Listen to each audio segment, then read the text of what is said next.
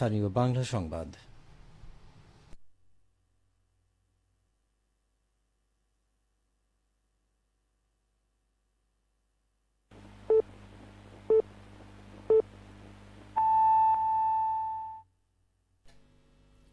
আসসালামু আলাইকুম।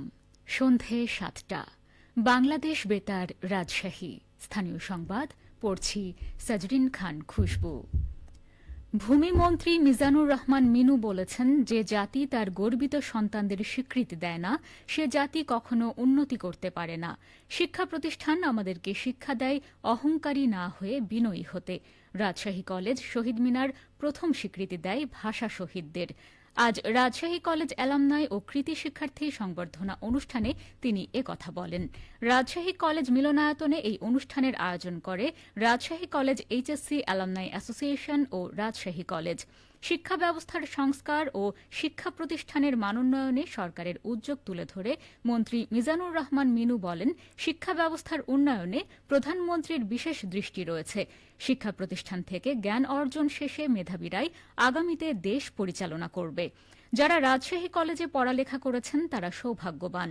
রাজশাহী কলেজ সহ রাজশাহীকে এগিয়ে নিয়ে যাওয়ার প্রচেষ্টা থাকবে আমাদের সবার। অনুষ্ঠানের সভাপতিত্ব করেন রাজশাহী কলেজের অধ্যক্ষ প্রফেসর ড মোহাম্মদ ইব্রাহিম আলী। অনুষ্ঠানে অতিথি হিসেবে বক্তব্য রাখেন রাজশাহী ৩ আসনের এমপি অ্যাডভোকেট মোহাম্মদ শফিকুল হক মিলন, রাজশাহী সিটি কর্পোরেশনের প্রশাসক মাহফুজুর রহমান রিটন ও জেলা পরিষদের প্রশাসক বীর মুক্তিযোদ্ধা অ্যাডভোকেট মোহাম্মদ এরশাদ আলী ঈশা। বগুড়া শহীদ জিয়াউর রহমান শিশু হাসপাতালের নবগঠিত পরিচালনা কমিটির প্রথম সভা আজ অনুষ্ঠিত হয়েছে। হাসপাতালের উন্নয়ন, চিকিৎসা সেবা সম্প্রসারণ ও আধুনিকায়ন নিয়ে সভায় আলোচনা হয়। বগুড়া শহরের দত্তবাড়িতে হাসপাতালের হলরুমে অনুষ্ঠিত সভায় সভাপতিত্ব করেন পরিচালনা কমিটির সভাপতি ও স্থানীয় সরকার পল্লী উন্নয়ন ও সমবায় প্রতিমন্ত্রী মীর শাহে আলম। সভায় হাসপাতালের সার্বিক উন্নয়ন, শিশু স্বাস্থ্যসেবার মানোন্নয়ন এবং বিশেষায়িত চিকিৎসা সেবা চালুর বিষয়ে গুরুত্ব দেওয়া হয়। বিশেষ করে অ্যাজমা ও হৃদরোগের চিকিৎসা সেবা সম্প্রসারণের বিষয়টি আলোচনায় আসে। হাসপাতালের পরিচালক আমিনুল হক দেওয়ান সজলের সঞ্চালনায় সভায় বক্তব্য দেন পরিচালনা কমিটির উপদেষ্টা রেজাউল করিম বাদশাহ ও অধ্যাপক ডাঃ মওদুদ হোসেন আলমগীর পাভেল। উপস্থিত ছিলেন পরিচালনা কমিটির সদস্য মোশাররফ হোসেন, বগুড়া সিটি কর্পোরেশনের প্রশাসক এম আর ইসলাম স্বাধীন সহ অন্য সদস্যরা। নাটোরে প্রধানমন্ত্রীর ত্রাণ তহবিল থেকে ১৬টি প্রতিষ্ঠানের অনুকূলে প্রাপ্ত ৫০ লক্ষ টাকার অনুদানের চেক বিতরণ করা হয়েছে। আজ চেক হস্তান্তর করেন নাটোর ২ আসনের সংসদ সদস্য ও জাতীয় সংসদের whip advocate M Ruhul Quddus Talukdar Dulu. এ সময় হুইপ বলেন, দেশের সকল দুঃসময়ে কাণ্ডারি হয়ে দায়িত্ব পালন করেছেন শহীদ জিয়া। দেশের স্বাধীনতা অর্জন, বহুদলীয় গণতন্ত্রের পথে রাজনীতির উত্তরণ, দেশকে উন্নয়নের পথে নিয়ে যাওয়ার কারণে তিনি দেশের মানুষের হৃদয়ে আজীবন বেঁচে থাকবেন। দেশ ও দেশের মানুষ কৃতজ্ঞ চিত্তে শহীদ জিয়াকে স্মরণ করে যাবে। হুইপ আরও বলেন, শহীদ জিয়ার আদর্শ অনুসরণ করে প্রধানমন্ত্রী তারেক রহমান দেশকে সামনের দিকে এগিয়ে নিয়ে যেতে চান। রাষ্ট্রের উন্নয়ন ও মানুষের কল্যাণে তিনি নিরলসভাবে কাজ করে যাচ্ছেন। আমরা সহায়ক শক্তি হিসেবে সহযোগিতা করে যেতে চাই। অনুষ্ঠানে অন্যান্যের মধ্যে উপস্থিত ছিলেন নাটোর পৌরসভার সাবেক মেয়র কাজী শাহ আলম ও শেখ এমদাদুল হক আল মামুন। নওগাঁর মান্দায় উপজেলা প্রশাসনের উদ্যোগে বিশ্ব তামাক মুক্ত দিবস পালন করা হয়েছে।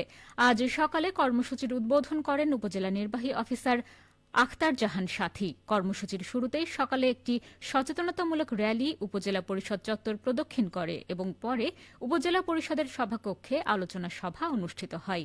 এ সময় বক্তাগণ তামাকের ক্ষতিকর প্রভাব সম্পর্কে জনসচেতনতা বৃদ্ধির ওপর গুরুত্ব আরোপ করেন।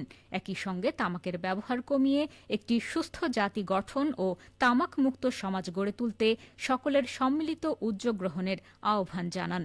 সভায় বক্তব্য দেন উপজেলা স্বাস্থ্য ও পরিবার পরিকল্পনা কর্মকর্তা ডাঃ তাসনিম হোসাইন আরিফ ও ডাঃ জয়নুল আবেদিন। অনুষ্ঠানে বিভিন্ন সরকারি দপ্তরের কর্মকর্তা কর্মচারী, স্বাস্থ্য বিভাগের প্রতিনিধি সহ স্থানীয় গণ্যমান্য ব্যক্তিবর্গ উপস্থিত ছিলেন। পরিবারের সাথে ঈদ উল আজহা উদযাপন শেষে রাজধানীতে কর্মস্থলে ফিরতে শুরু করেছে উত্তর ও দক্ষিণাঞ্চলের মানুষ। এতে সিরাজগঞ্জের মহাসড়কে বাড়ছে যানবাহনের চাপ। আজ ভোর থেকেই মহাসড়ক সংলগ্ন বাস স্টপেজ ও শহরের বাস কাউন্টারগুলোতে এ চিত্র দেখা যায়। হাটিকুমরুল হাইওয়ে থানার অফিসার ইনচার্জ মোহাম্মদ ইসমাইল হোসেন বলেন, ঈদুল আজহার ছুটি শেষ হওয়ায় রাজধানীতে ফিরতে শুরু করেছে উত্তর ও দক্ষিণাঞ্চলের কর্মজীবীরা। ফলে সিরাজগঞ্জের মহাসড়কে বাড়ছে যানবাহনের চাপ। বিভিন্ন বাস স্টপেজ কাউন্টারগুলোতেও রয়েছে যাত্রীদের ভিড়। সবশেষে আবহাওয়া। আজ রাজশাহীতে সর্বোচ্চ তাপমাত্রা ছিল ৩৬ ডিগ্রি এবং সর্বনিম্ন ২৬ ডিগ্রি সেলসিয়াস। সন্ধে ৬টায় বাতাসে আপেক্ষিক আর্দ্রতার পরিমাণ ছিল ৬৫%। রাজশাহী ও পার্শ্ববর্তী এলাকায় আগামীকাল সূর্যোদয় ভোর ৫টা ১৭ মিনিটে। সংবাদ শেষ হল। আমাদের পরবর্তী স্থানীয় সংবাদ প্রচারিত হবে আগামীকাল সকাল ৮টা ১০ মিনিটে।